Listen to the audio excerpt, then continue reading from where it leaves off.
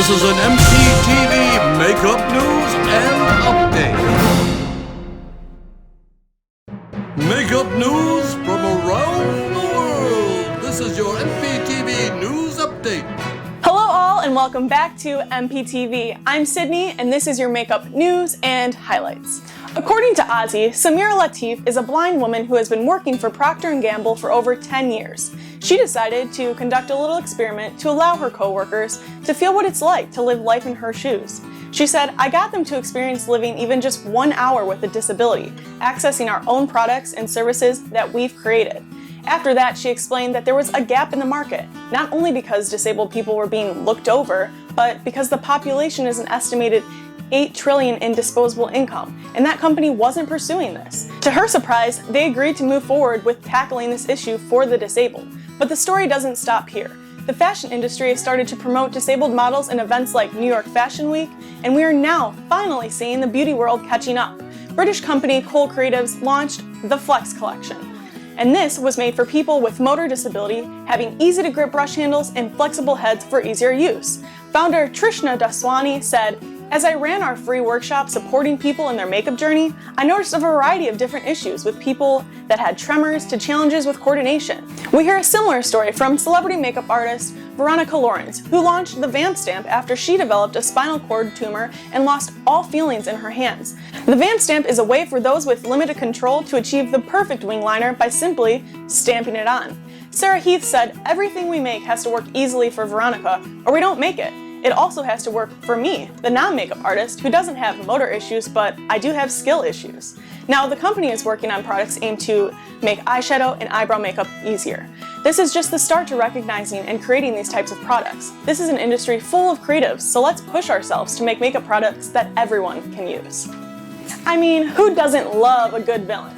Investors Business Daily reported that Funko will be releasing a collection of makeup that is dedicated to the most popular Disney villains. The collection will be exclusively at Ulta Beauty, and it will showcase Maleficent, Ursula, Cruella de Vil, and the Evil Queen from the Snow White. The collection will include a variety of lip gloss, eyeliner, blush, bronzer, highlighter, eyeshadow, and makeup brushes. Funko's marketing chief Molly Hartney said, "This collection is a whimsical way for Disney fans and beauty junkies to show their fandom. The line will launch on September 15th, and it's going to be wicked." According to Beauty Matter, the men's grooming market is expected to reach $166 billion in sales by 2022. The west side of the world has a different perception when it comes to men and makeup, but the east side, they don't see it that way, but rather another step integrated into the men's grooming routine. In China, this thought has gone mainstream, and because men are wearing BB creams and lipstick on the daily, male beauty is seen as a self-improvement, just like reading or working out is.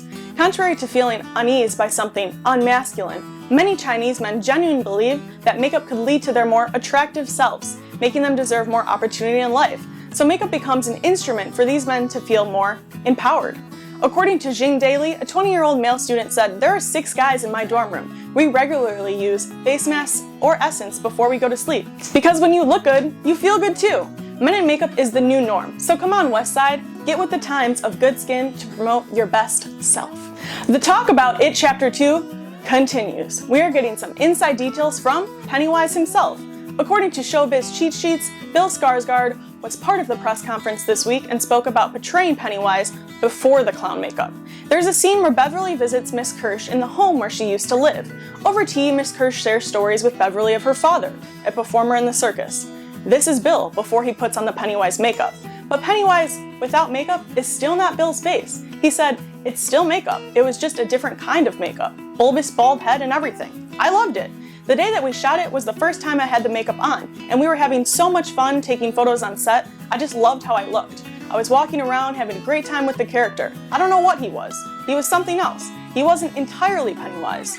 It was something else. It was really, really fun." But don't you worry, this character is still terrifying, and Skarsgård always manages to bring Pennywise to life in all forms. You can see this look in a theater near you on September 6th. According to The Hollywood Reporter, celebrity makeup artist Kelsey DeNehan glammed up Jessica Chastain for the It Chapter 2 premiere. She gave her the old Hollywood glam with dark jewel tones using Lorac Cosmetics' Luxe Diamond Palette. And just 2 days later, Kelsey was named the new artistry advisor for the Los Angeles-based makeup brand Lorac. She plans to continue using their skin-safe products on her clients such as Shailene Woodley, Kristen Stewart, and Lucy Hale.